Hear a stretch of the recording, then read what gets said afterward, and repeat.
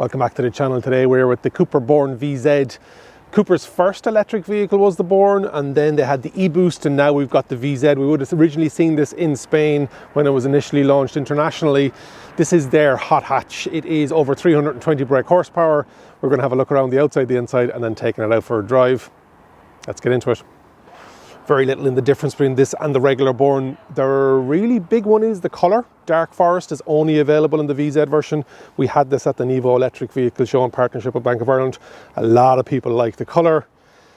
It's just that it's the fact that it's the hot hatch, it's the sporty one, it's the pricey one. But otherwise, it's very similar all the way around, except for the badging on the back. We've got the CUPRA logo on the front, some beautiful styling. You've got those real aggressive CUPRA lights. Now, it doesn't have the newer ones like we would have seen at the Tavascan with the 3 triangles and across the new, so I'm not sure will this get those updated headlights. In underneath has the CUPRA name, has some lovely scales affecting underneath at the very bottom, along with some copper accents, some gloss black, but this dark forest colour is absolutely gorgeous.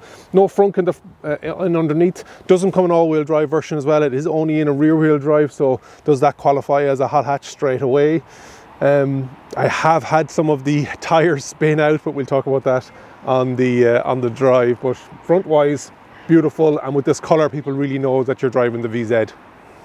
Down along the side, it is the same as every other CUPRA, except for you only get 20 inches in the VZ. On the regular Born, you are looking at 19s as well. They're the standard ones on the VZ. You can get Thunderstorm and Firestorm for an extra €1,000. We'll let this dark go past. You've got body coloured door mirrors, slightly smaller than the ones I prefer in the rest of the VW group.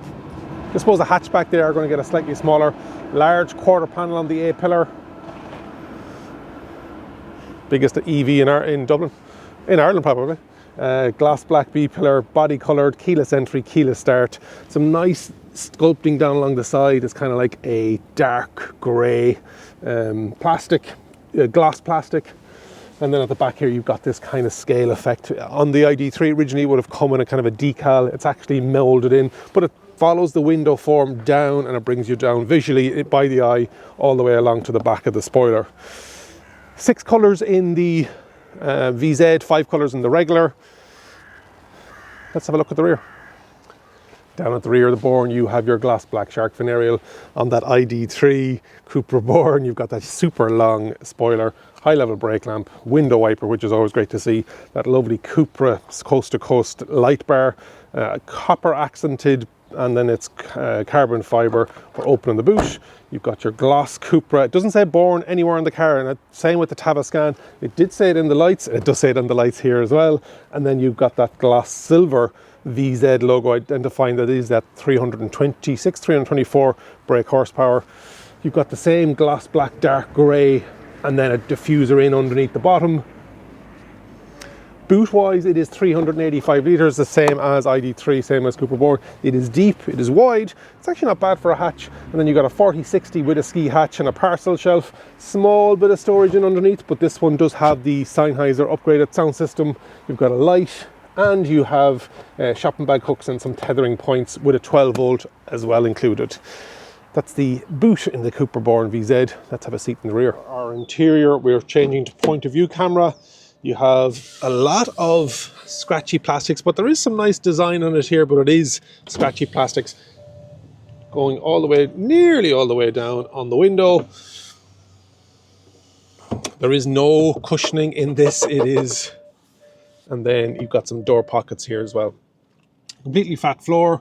You've got these beautiful, kind of like leatherette with that copper stitching, 2 Isofix in the front, in the rear, and a armrest with 2 cup holders, and that ski hatch.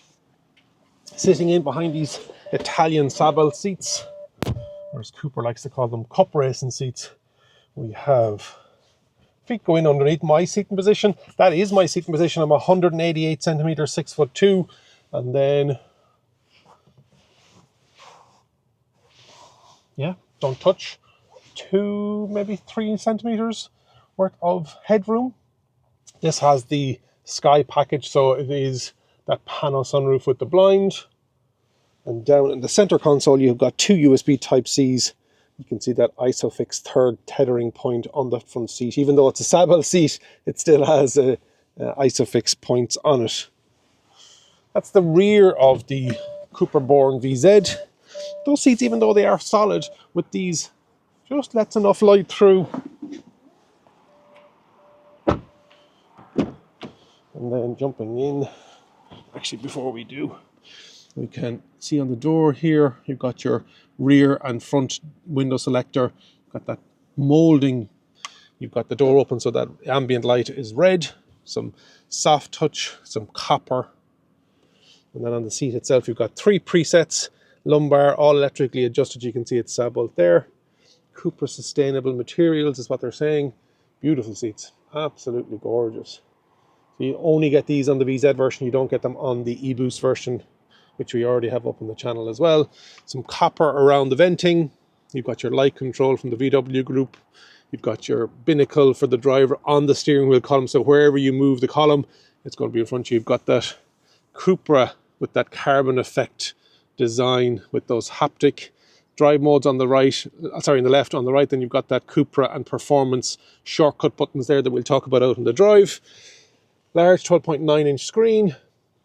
Center console has your cup holders and some storage. There is no extra storage in underneath that that center console. It is all solid.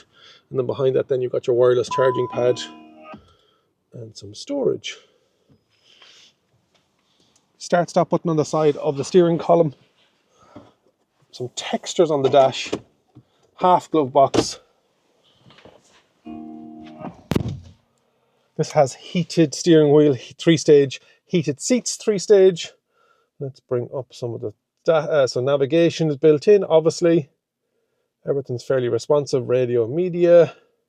Android Auto, Apple CarPlay is wireless. You have, let me turn off in no daily. Parking assist, smart assist, driver alerts. Everything seems to be getting faster. It's not super fast, but efficiency since start, we have, sorry, the long term. 22 kilowatt hours per 100 kilometers is the efficiency. I'll stick that down on the bottom. It starts off very high. It's a very powerful electric motor. But yeah, you also have that ID light that we would have seen on the Volkswagen groups. Headroom for me as driver, loads, 10 centimeters. That's the inside and the outside of the CUPRA Born VZ. Let's take it out for a drive. What's it like driving the CUPRA Born VZ? We'll do a bit around the town here in Dunleary and then I have to scoot down on the motorway to Bray. So keyless entry, keyless start. Into D, there are 2-stage D and B mode, but there's also regenerative braking paddles. When you take off, the automatic locks kick in. In standard mode, it is fairly sprightly, as all electric vehicles usually are. But then there has the madness of the CUPRA side, CUPRA VZ. What do they actually call it? The CUPRA driving profile. And so the shortcut on the right, there are a number of driving profiles on it. Starting off with the suspension, it's slightly firmer than the Born and the Born eBoost, but not much. And day-to-day driving over the last 8 or 9 days, it's been perfect. I have never felt that, you know what, this is too harsh. Seats have been phenomenal. They are the Sabelt Italian racing seats. CUPRA call them the Cup racing seats. Beautiful. So hugging, really nice. And when you do put the few down and you are getting a bit more aggressive in the accelerator, they hold you in perfectly. Steering wheel is a nice size and it is fully circular and it has some nice grip and heft to it.